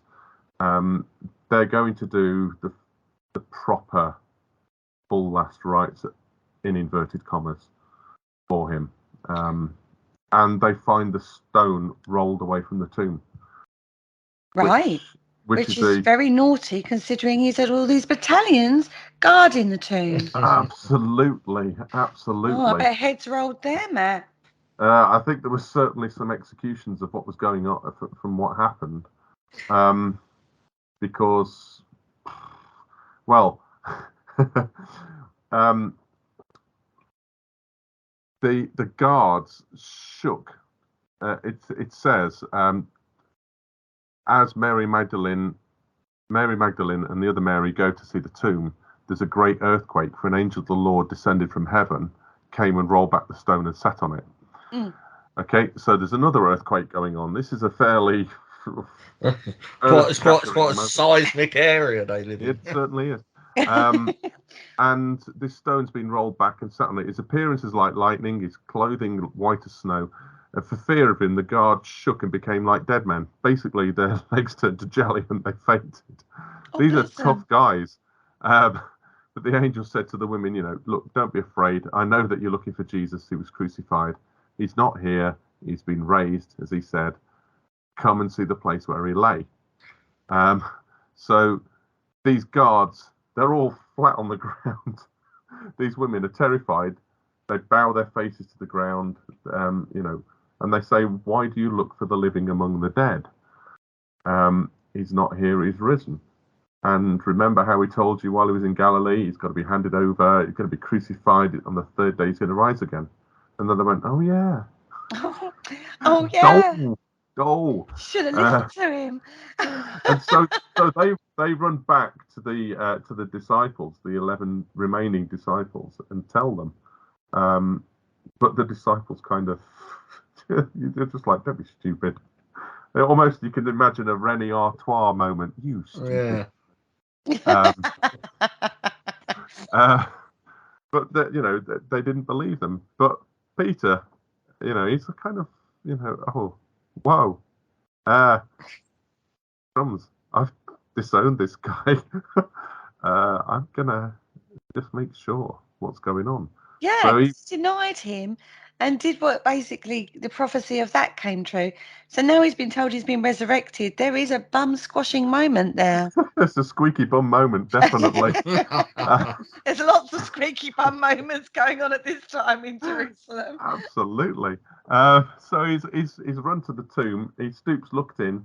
He sees the linen cloths lying by themselves, and he's like, "Wow, something has happened." Yeah, the guards sort of guards. What goes on next? So they leave the tomb quickly. They run and tell the disciples, and then Jesus suddenly meets them and says, "Greetings." And so they sort of took hold of his feet and worshipped him. There's kind of some wibbly wobbly, timey wimey stuff going on in the narratives, because they're all taken from different people's recollections of what happened. Right. I mean, you've got where Mary meets him in the garden. Mary stands outside the tomb. So the disciples have come running back. They've looked in and seen that he must rise. They didn't understand the scriptures. They still didn't understand at that point that he got to rise from the dead. So they're puzzled as to what's going on. Mm-hmm. But Mary's sort of weeping outside the tomb at this point. She's bent over to look into the tomb. And she sees these two angels sitting where Jesus' body was, one at the head and one at the feet. And they said, "Why are you weeping?" "Well, they've taken my Lord away, and I don't know where they've laid him." So she thinks that the authorities have taken Jesus' body in the night, as it were. But it suggests that the angels aren't angelic beings in the way you would recognise them. It suggests that they seem to be ordinary people, because she's not overwhelmed by angelic emotions or overwhelming spiritual atmosphere. She's just thinking, what have they done with him? There's two guys just sitting on the bed, or two androgynous people. So they're not appearing as they've been classed as angels, but her perception of them isn't that, is it? No, She's just overcome with grief that the body's gone. Remember, a lot of the encounters with angels they have the angels going, "Fear not," because they appear out of thin air. They step through the veil, as it were. And I think if somebody stepped through the veil and appeared to me, I think I'd have a squeaky bum moment as well. Yeah, I agree with you. As you said there, the part of the story I'm familiar with of the resurrection is he presents himself to the women first, which the disciples are a bit miffed about. I don't think they're miffed. I just think they're thinking, "Hey, these are crazy women." They're emotional. They've obviously not looked in properly. They don't believe him. That's why Peter goes and runs, and John sort of runs as well, to go and see what's going on. So she turns around, Mary. She said this to the angels that are in the tomb. She turns around at the tomb and sort of like she goes. Jesus says to her, "Woman, why are you weeping? Who are you looking for?" Now, at this point, you've got hidden in plain sight Jesus, not the Jesus that you saw beaten to a pulp and crucified on a cross. You're not expecting him to be appearing healthily to her, and she thinks it's the gardener. And she says, "Sir, if you've carried him away, tell me where you've laid him, and I'll take him away." And this is another one of these proper moments where Jesus just says, "Mary," and the penny drops. This is Jesus, and she just goes, "Rabboni," which means teacher, and sort of like she clings to him. And he's like, "Look, don't hold on to me. I've not ascended to the Father yet. Go and tell my brothers and tell them I'm ascended to my Father, to your Father, to my God, and to your God." And Mary goes and says this to the disciples, and he's risen. So yeah, I mean, that's one of those other little moments, those little snapshots of that you could imagine putting yourself in that position, and you're the person you love so much has just called your name. You know that it's them at that point. There's almost like a moment there for me as you're telling me that. It's like she thinks it's the gardener. She doesn't recognise him physically. So it's almost like a possession. His spirit is in that body, and it's only when he speaks that she recognises it. I mean, so yes, he is a spiritual being. You've got kind of that situation, although you've got to account for the fact that the body is not in the tomb. So it's not just another person and a possession that's taken place. This is a resurrected body. She's a bit stupid then. She didn't recognise him.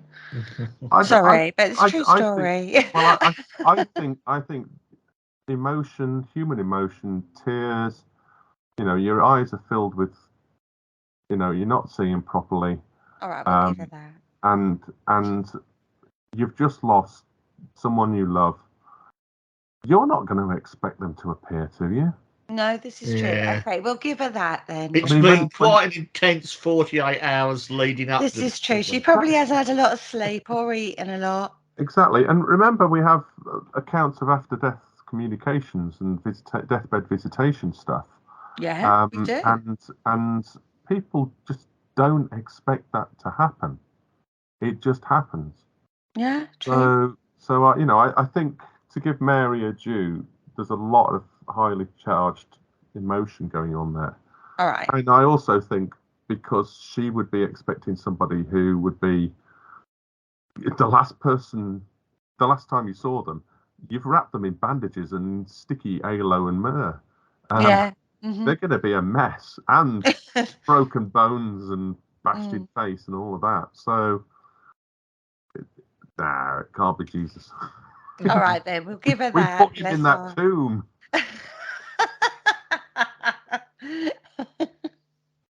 Yeah. So she recognises him, and then tells everybody that she's seen him. Mm-hmm. But he appears to other people, right? Yeah, I mean, so he appears to the disciples in the evening of that day.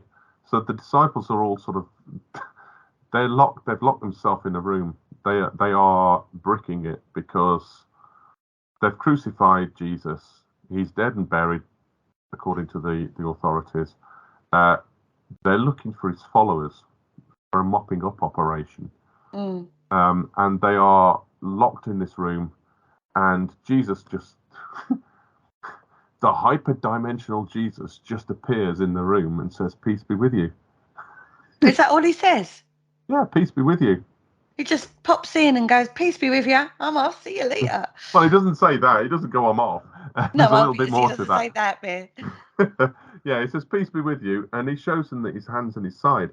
So these are his identity markers, as it were, of who he is, from the pierced hands and the pierced feet and the side. And his disciples rejoice when they see him. He says, "Peace be with you again. As the Father has sent me, so I send you." And he breathes on them and says, "Receive the Holy Spirit." And he gives them the authority then to forgive other people of their sins. But Thomas, this is where we get the phrase doubting Thomas. Thomas wasn't there So you've got 10 of the disciples in the room, as it were, and Thomas wasn't one of them. And he comes back later, and the disciples sort of like go, "We've seen the Lord," and Thomas is going, "Nah, nah, You should have been here earlier. nah. You should have been here. You'd never believe it." And he says, "Well, look. If I could see the mark of the nails in his hands and put my fingers in the mark of the nails and my hand in his side, if I can do that, I'll believe. But otherwise, I'm not going to believe." And so for a week, Thomas is still in doubt. And then a week later, his disciples were again in that house, and Thomas is with them. And although the doors are shut, Jesus comes in and says, "Peace be with you." It's like, "Hello, hiya." And it says to Thomas, "Right, put your finger here and see my hands." And it's like, whoa, how did he know what to say? What Thomas had said beforehand. "Reach out your hand and put it in my side. Don't doubt, but believe." And he goes, "Whoa, my Lord and my God." And he says, "Have you believed because you've seen me? Blessed are those who have not seen and yet come to believe." There's the road to Emmaus, where there's disciples going on the road to Emmaus, and Jesus walks alongside them, but he keeps them from preventing knowing who he is. So there's kind of like a veiling. There's a deliberate veiling by Jesus of who he is at that point. And he discusses and he listens to them and he questions them, and he listens to. It's basically almost like being at your own funeral and listen to the eulogy. It's undercover boss extraordinaire, isn't it? Yeah. And they tell him the story of what's gone on, and some of these women have said that the tomb, and etc., etc. And Jesus goes, "How foolish you are, how slow of heart to believe all the prophets have declared. Was it not necessary that the Messiah should suffer all of this and then enter into his glory?" And then he goes and takes them through a whistle-stop tour from Moses right the way through all the prophets. And they come near to the village where they were going.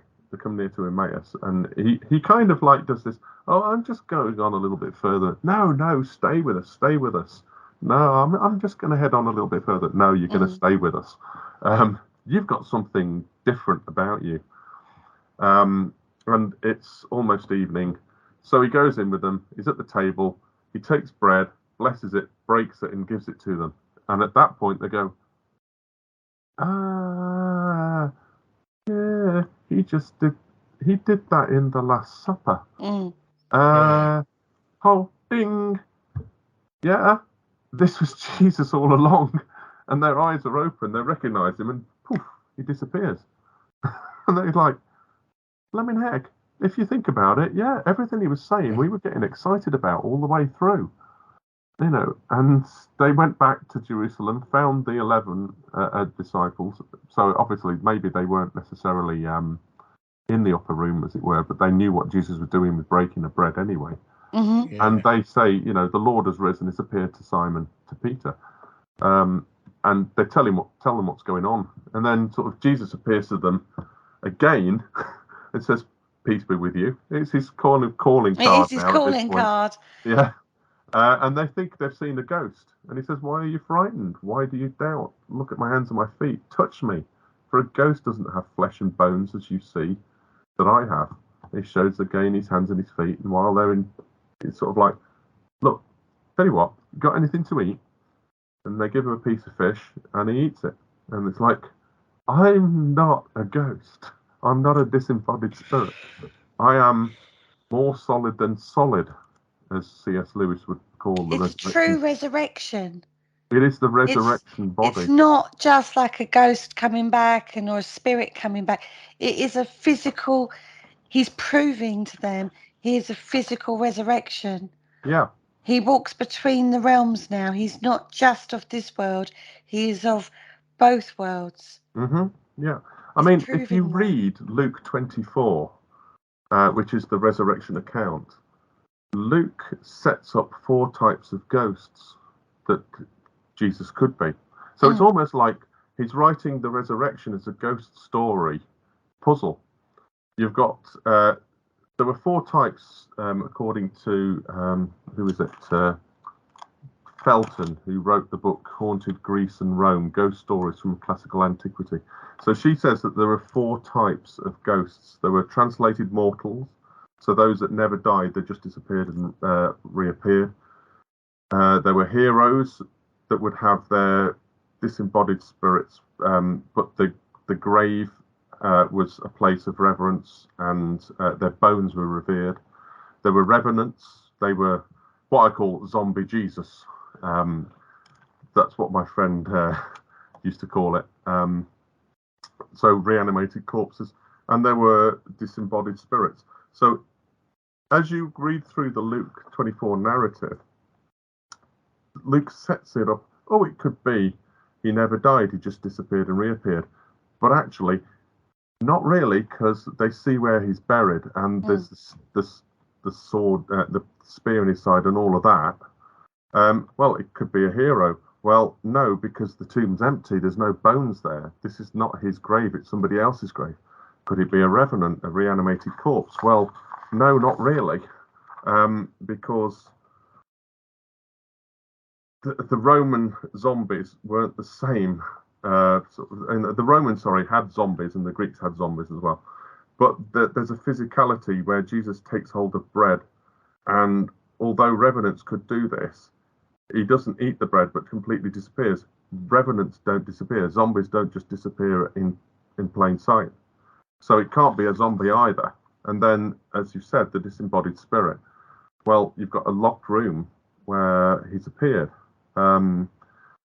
So, he says that ghosts don't have flesh and bones like I do. So all of these series of ghosts that the ancients believed, Luke sets up and says, actually, no, Jesus beats any of these stories. This is a resurrected body, which is an incorruptible body, which is what we have at the final judgment for the new earth. So what's the time span between the resurrection and the ascension? So you've got 50 days, 40 days. So I think it's 40 days from the resurrection to the ascension, and then another 10 days for the Holy Spirit, which is Pentecost, hence Penti. Right. Yeah. So you have 40 days of him coming and going, and peace be within you. Yeah. To just his disciples, or was there anybody else? No, I mean, it says that he appeared to more than 400 at one point. So it's not just his disciples; he's appearing all over the place. Oh God, I bet the Jewish leaders weren't very happy about that. They're like, for God's sakes, will you just die? Well, I kind of have this suspicion that he was enjoying it. Yeah. I mean, really, really was enjoying it. But one interesting thing that is often left out is what happened between his death and his resurrection. Because we call that Holy Saturday. And certain traditions have what's called the harrowing of hell, or the harrowing of Hades, where Jesus descends into the underworld and preaches so that people may receive salvation in the underworld. So you've got the dead, the physically dead, being preached to and being saved. Oh, wow. That's in 1 Peter 3:18 to chapter 4, verse 6. So he does actually go through that process himself.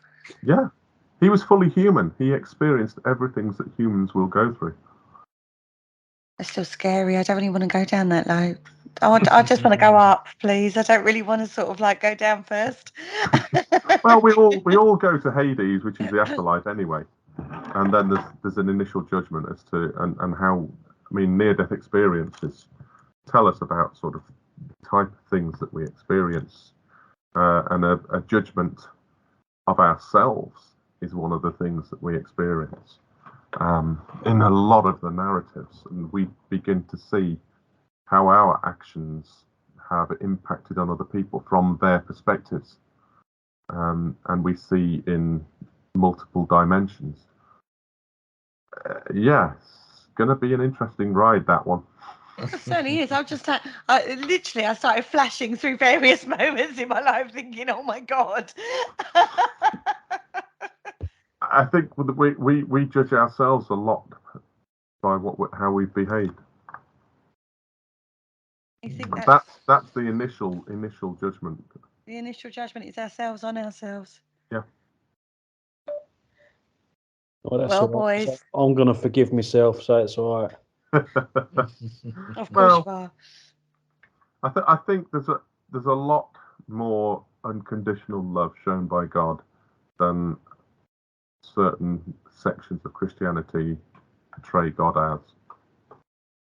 And the God that we see in Jesus is a lot more pro-human and pro our failings, or pro helping us through our failings. Mm. When we view the story, what was we know the impact today of that, but at the time, what's written about the impact of that resurrection and, the birth, death and resurrection of Jesus? What was the impact of that? Was it as fundamental then as it is now? Yeah, I mean, when you get to the writing of Paul, I mean, Paul himself was a real vehement anti the Jesus movement. He was a persecutor of the believers. He was going to Damascus, and this is again another phrase: the road to Damascus experience. Road to Damascus experience. So on the road to Damascus, he meets the risen and ascended at this point Jesus Christ. Blinding white light, voice that speaks to him. Those that are around him can't understand what their voice is. They think it's thunder. So you've got a subjective understanding that's personal to Paul, or to Saul as it was. He ends up blinded, gets told to go to a place. The guy who receives him is like, are you really sure, Lord? Because this is a guy that's trying to kill us. And it's like, yeah, just take him. He'll be fine. And he gets the scales fall from his eyes. And at that point, Paul is transformed from a persecutor to an absolute advocate of Jesus. So the impact that it made on him is telling as to the truth of what went on there. You think that was it's changed not just his life, it's changed the lives of billions of people. Christianity is founded upon the resurrection. It's not founded on the crucifixion. If the crucifixion is the only thing that takes place, all you've ended up with is a dead Jew on a cross. There's nothing in there. And even Paul says, if Jesus hasn't been raised from the dead, that Christianity is dead in the water. Your faith's in vain. You may as well just go and enjoy life and not give a monkeys about what you have to do, to give an account for it afterwards. Yeah, it is. It's the resurrection, isn't it? It's the only religious system that is based on a resurrecting of its founder. Wow. What can one say? However you come across this story, whether it be through a musical, whether it be through scripture, whether it be a book, a film, or even the passion that you see being enacted out in towns across the country, we see that these days, which is absolutely powerful story in its own right. It's worth one of the most religious stories that you should know and should examine. It is powerful on so many levels, and you really should not underestimate the impact it will have on you. I've said many times that this is one of the most religious stories that has had an impact on me, through various forms. Comes through every year. Missed it last year, actually, the last couple of years when we were in lockdown. Didn't see the passion, but I'm looking forward to seeing that enacted out in my local area. Check it out. It's powerful, it's exemplary, and it needs to be listened to understand. Thank you so much, Matt, once again for joining us on the Paranormal Concept Show and explaining through various ways of how this has happened and the scriptures itself. So I really appreciate that. Thank you. Thank you. You're very welcome. It's been a real pleasure. Thank you. I'd like to for your insight, Kerry. Oh, well, you're very welcome. On that, I'd like to invite you back in the future. I'd like to discuss the divine feminine with you from a religious perspective. So get prepared for that one, baby. The divine feminine. Oh, here we go. Yeah, the women's part is often overlooked, but it's just as incredibly important, and is often, as I say, it's overlooked, and we need to be examined. I feel. Do you not feel, Matt? Yeah, definitely. I mean, literally, I've just been this morning talking about the divine feminine to people on a forum that I'm on. So, whoa, spooky. Because I haven't spoken about that topic for years. Our world is full of synchronicities, Matt. Certainly is. And that came to me whilst we were talking. Got to talk about the divine feminine. It must be. It must be a sign. It must be a sign. On that note, boys, what do you feel about the Easter story? How does it affect you two? Because you've been very quiet through this show. I couldn't get a word in edgeways. Sorry. No, it's a story that is, sort of quite powerful, and it is sort of, it sort of takes me back to when I was younger and hearing about the story and everything. But there is one question I'd like to ask Matt before we let him go. Why does Easter vary so much? Well, remember how Passover is a full moon festival? Yes. Right. That's why. Oh, right. Based on so Pesach, which is the what the Christians were celebrating before the Council of Nicaea in 325 AD. Yeah. They needed to kind of move it to an official sort of. We need to make this on a Sunday because it's the first day of the week, whereas the Pesach was on different days that moved around. So what they did was they said it's going to be the first Sunday after the first full moon after the spring equinox. Right. I thought it was something to do with the full moon anyway. Yeah, but there you go. Christianity has moon festivals. Yeah. Whoop, whoop. I'll make pagans out of you, everybody. Paul? Yeah, I mean, I've always had I've always had some sort of religion in my background, and yeah, I do actually remember going to like the Easter services at church and stuff like that, and I find it really interesting. It's a fascinating subject, fascinating story as well. But where did the Easter eggs come from? Well, there you go. Easter eggs. He didn't come out of the tomb chomping on a Cadbury chocolate egg. No. You probably want to look up a study by somebody called Venetia Newell in 1971. So Easter eggs, eggs have been given across Europe and Western Asia since historic times, really. There was a medieval prohibition in the West against eating eggs in Lent. So when you get to Easter Sunday, you could start to eat eggs again.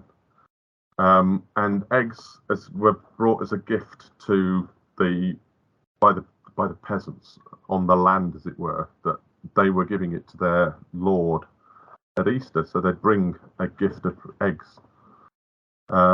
You get to the 1790s, and you get egg decoration and rolling them down hills. When we were living in Didcot, there was a place called Whitnham Clumps, and they still, to this day, roll eggs down the hill. And I think they do it in lots of places across the UK on Easter Sunday morning. So yeah, that's really where they come from. And there's a story of Mary and the red egg as well. That's worth looking up. Off the top of my head, I can't quite remember the details, so I'm not going to sort of butcher it. Okay. But Mary and the red egg is another something about if that's true, then Mary goes out somewhere and says to this guy a conversation, and she ends up saying, well, if that's true, then let this egg turn red in my hand, and it does. So, so you've got eggs appearing sort of way before Cadbury's got on board. Yeah, see, I know that before some of the big chocolate manufacturers done like the chocolate eggs, we used to, I think it was like papier mâché eggs, and they used to decorate them and things like that and give them as gifts. So I know it hasn't always been chocolate. And I was always told that giving the giving of the egg symbolises new life. Oh yeah, and yeah, and that's why obviously it goes back to the resurrection, and that's sort of a symbol of that, if that makes sense. Yeah, I mean, Augustine said that if you want to know God, study created things. And God's got two books: the Bible, the scriptures, but his first book is the book of nature. Yeah. And you will see God revealed in the natural world, and the resurrection of the land at springtime, to live life, new life, that sort of stuff, and eggs. Out of, you can even think of the egg as being a tomb, which contains, which is burst out of when the chick hatches. So there's so much imagery there. Yeah, or maybe as well the egg is the shape of the stone in front of his tomb, and that's why they rolled it down the hill. Rolled it in stone. Well, I never even thought of that. Well, he's there making a joke there, Matt. You have to get his rolling stone joke in. Oh, he's rolling stone. Okay, you got me. Your egg roll. Could be plausible. Anyway, on that note, we've got to let Matt go. We thank you so much for coming onto the Paranormal Concept Show once again. As I say, we'll have you back. Talk Divine Feminine next, so brush up on that one. We'll certainly brush up.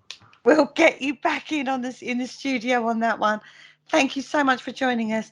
Right, boys, say good night, guys. Good night, guys. Good night, guys. Good night, and thank you very much. Take care. Thank you. Good night.